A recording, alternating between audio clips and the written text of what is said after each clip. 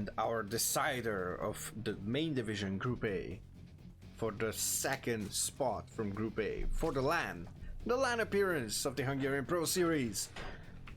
We start off with our yellow Zerg.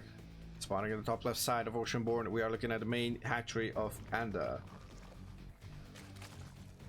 And his opponent, a randoming Zerg. Our teal Zerg player, we are looking at the main base of Order.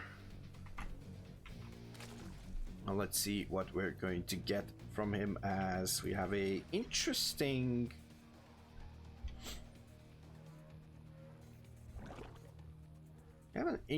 one, so quite curious.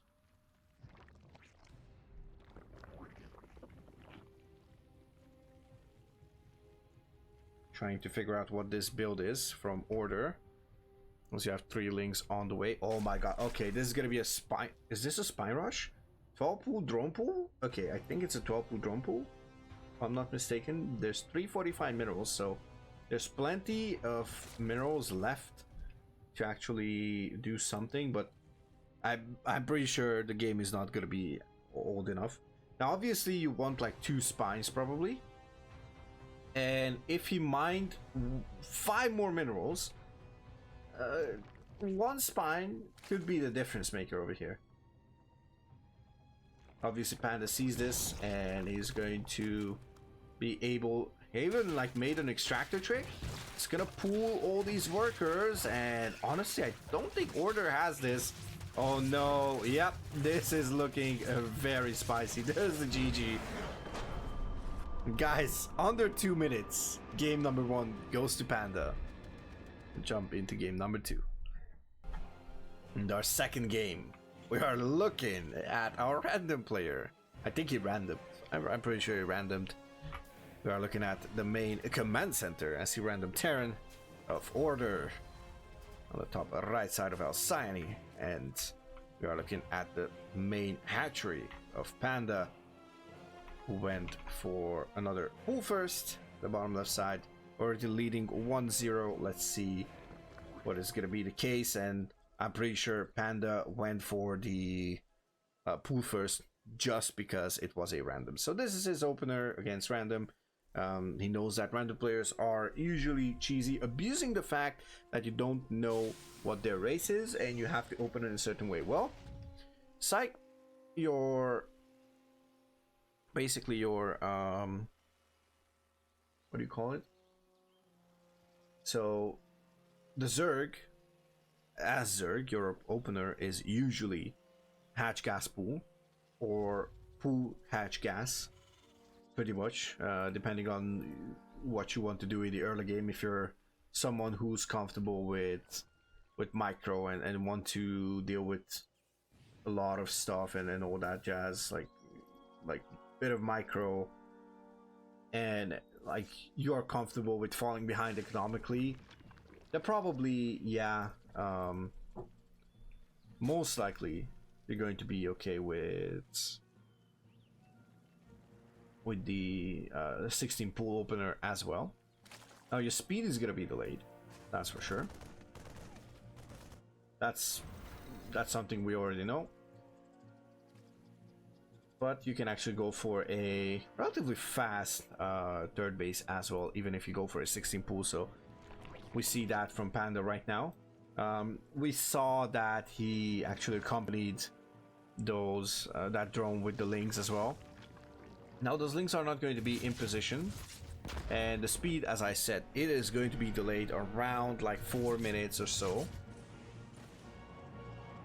And of course your queens could be delayed, but yeah, depends. You know, it all depends on what you want to achieve in the early game. Now you can have a 5 roach push. It's harder to make a Bane Bust work this way. Macro wise, you're safe, that's for sure, and you will basically fall behind economically, but you make sure that you don't die early to something weird. And of course you can still take that third hatchery at a normal time if you don't lose your links, and you can keep making queens at a normal pace, because obviously just because you made the hatchery, the initial drones are still mining. So let me put it this way. You saturate with a 16 pool, you saturate on your minerals. So you still saturate the minerals the same way as you saturate with a 16 a 16 hatch. The difference is after the second hatchery would spawn, right? But you still would have, as the second base is already out, you still would have those extra 300 minerals for your queens. The difference is you're gonna get your queens a tad bit later, and at some point it's going to like even out, because at some point you don't want to make any more queens, if that makes sense. And we can see this whole thing on the side of Panda. Now Order is probably going to play somewhat of a macro game after this BC opener that we are going to talk about just now. And we already have a Banshee that is in center.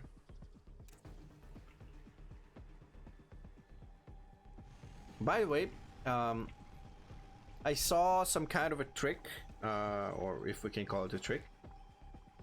You can hide your battlecruiser production if you manage to deny the Overlord. You can hide it by starting interference matrix, which is 50-50. 50 minerals, 50 gas is the cheapest upgrade now that you have to upgrade it. So you can actually use it to make fake cloak, so to say, to sell it as a cloak Banshee opener. Now, of course, there's a couple of things that you can actually do with a battlecruiser. You can send it across the map, you can send it, and what is going to happen right now? And we're going to have mech once again. Uh-oh, he's going to TP across the map. Where is it going? Uh-oh, he's going to teleport right on top of the Hellions. That is a nice nice move. Could be... Oh, the Banshee goes down. That is unfortunate. Let's see, do we have an armory? Armories are not done yet, so a bit of an anti-timing if you ask me. I think it would have been better if it was like a Hellbat BC push. But then again, it could be anything basically. Okay, this Overlord will die most likely, so I think you can try and just go across and just try to scout with it. Okay, Overseer will get the follow-up onto this battlecruiser play, so this Overlord will die. Overseer could get out potentially. Order paid attention and knows that the Overseer should be around. Oh, never mind, he sees it. Now the follow-up is obviously going to be mech. Panda confirms it and is gonna go for the Roachhorn. Knows that these BCs are not going to be that crazy, but oh, never mind. He still goes for a Spire, which I don't mind. And he's going for a Spore Crawler next to the Spire as well. Does he make Spore Crawlers in other bases? He has one, so I guess it's fine. And look at that, he also has a fourth base and is still saturating quite fast. So he only lost 8 lanes, 2 Overlords and the Overseer. And that honestly is really, really good, considering that Order lost a Banshee, lost 2 Hellions, and of course the initial Reaper. So lost more gas heavy units. And of course harassment units that should have gotten something out of the things. Oh. Now we're gonna have 2 battlecruisers. Both of them have jump, so it's gonna be super hard to actually take it down. If you time the tactical jump right, then you can actually get out without any issues. And he's nicely denying the creep on the right side of the, or center right, or the right center, whatever you want to call it. Let's see. It's gonna move into the triangle base. Oh, it's gonna Yamato 1 queen, 2 queens. It's gonna potentially take down 2 more queens. Let's see, transfuses are going off. There's enough HP here on these battlecruisers. And these queens have to run as they are not tanky enough to deal with this. Now the corruptors are here and the BCs will jump away. Now we can call this a tad bit sloppy, as the second BC could have just damaged a bit further. But of course, probably it wouldn't have killed anything. So they used their Yamato, they used whatever they had to use, and that's pretty much it. The battle cruiser on the way, and we have Hurricane Thrusters as well, which is the cyclone speed. And slowly but surely, we are going to look at a composition that is very, very similar to the first series that they played. Now, if Panda closes this, it's going to go to the LAN. If Order closes this somehow, it's going to have another chance to qualify. Panda lost in the head, unfortunately. Unfortunately for Panda, of course. Nihed qualified through defeating Panda. And Order lost to Panda. It was kind of a salty loss, I would say. Couple of comments here and there. Well, at the end of the game, as I mentioned, he was like not happy about how he lost, because there was like upgrade deficits and all that stuff. But of course, if you don't take a beneficial fight, if you take the best fight, even down upgrades, or the best units that kind of counter your army, will still crush you, even with like 2 to 3 upgrade disadvantage. Oh, tank is getting left alone. Now there's a huge amount of tanks. Not as many cyclones this time around. I believe there's 7 tanks out here, if I count correctly. Yep, that is 7 tanks. Oh, Bailings are moving in. Couple of those Hellions blow up, but overall this is a nice one for Order. And now these Links actually dealing a couple of worker count damages. Here's sacking. Order sacked a couple of workers because he was not in position with anything, basically. Okay, Deeper Wall will finish. Oh, but this is not a wall. It's not a wall. Oh no, that's so painful. If the Lynx will move in and he doesn't actually like block that wall, then it's going to be... I'm telling you, keyboards could fly towards walls. And I'm not sure if the wall will break or the keyboard will break first.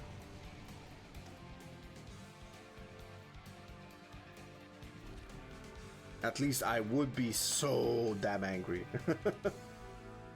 I would be so damn angry to lose even more SCVs to this amount. So yeah. Okay. It's gonna move in. Biles being dodged is a really very good thing. Obviously you don't want to get hit by them, because Biles do flat damage. They don't care about your armor, they don't care about anything else. Couple tanks will get biled down. I mean, those tanks are stationary. The only thing that you can do is spread your tanks in a way that they don't get biled all at once. If we have a moment of breathing room, we can actually discuss about it. Oh, one of those BCs did not teleport out in time. Now we can see that there's 2 sets of tanks that are clumped up. They can be biled down at once if Panda just targets it properly, but let's see. These Cyclones are trying to do some damage. They need to do some damage. Adrenal Glands on the way, Ultras on the way, more Roaches, Broodlords, everything is on the way. We have +1 Carapace for the Flyers, +1 Carapace for everything else. Chitin is finishing up, +3 melee. This is looking terrifying on the side of Order. Okay. Oh. Alright. Now this is looking... Okay, never mind. Panda just lets it live. The Cyclone with 2 kills. Sorry. Cyclone with 7 kills. Okay, so it's a veteran. Somewhat of a veteran. Almost a veteran. There's the Broodlords. And Order will not be happy. Probably will not tap out just right away, as he has a couple of BCs. Let's see, he needs to Yamato them if he has Yamato. Not sure if he has. Yamato just reloaded, so more broodlords are morphing.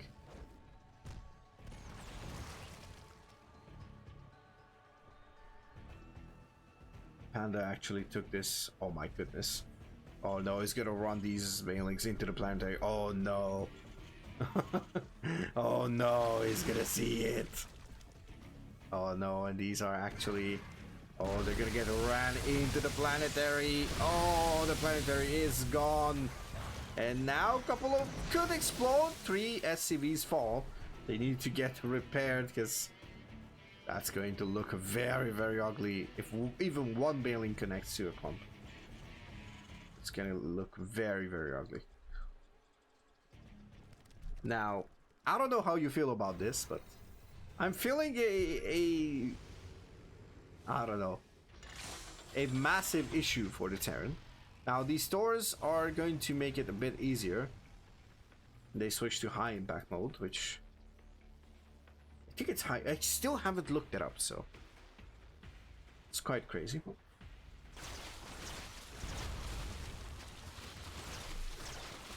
But I think it's high impact mode.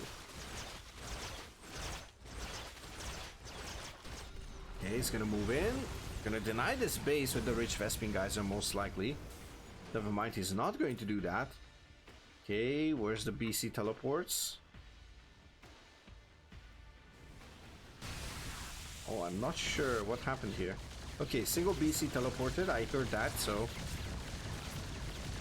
this one queen is gonna go down, and 13 workers have fallen, but Ultra's broodlords, banelings are actually trying to do some damage over here. The broodlords need to run away because they cannot actually deal any kind of damage to air units. They are very much dominant against ground army. Oh, let's see.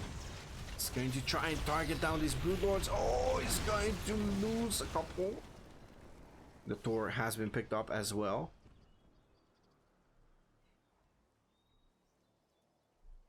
Bit of a Roach and a Ravager Bane. Single Bane, single Ravager, Roach hit squad.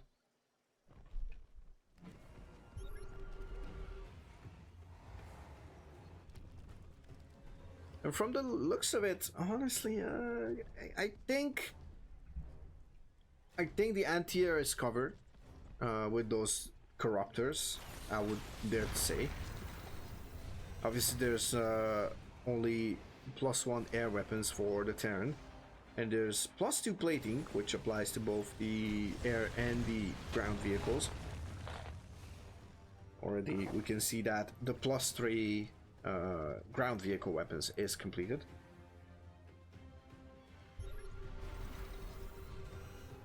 Well, ship weapons and vehicle weapons is what it's called. Ships being the air ones. Oh my god, BC run by, let's go! Imagine if those BCs would get +3 at some point, and +3... Oh, never mind, +3 plating just finished. Okay, he's gonna move in, and these Ultras could actually have a bit of an issue with these Liberators. Let's see where those BCs are once again. Okay, they teleported away. I think they teleported, I heard, yeah. Yeah, there they are. Okay, command center could be in a bit of trouble. And honestly, at this point, I think... Oh, with these Liberators, or those Liberators that were added, it's looking a bit scarier, but obviously if you have no protection for those Libs, then they're gonna get picked off by the Corruptors. They're not that tanky. Obviously, if there's a couple Ravagers, then they can bile it down. I think there's only a single Ravager. 4 Ultras. And the Ultras and the Broodlords are the backbone of this army, most likely. But obviously, you cannot sleep on the 14 Corruptors either. Oh, it's gonna move in, and the BCs are in prime position, but they are getting sniped by these Broodlords. There's no teleport on those BCs. Doors are actually doing quite nice damage on top of those Broodlords. And now the Cyclones are moving in.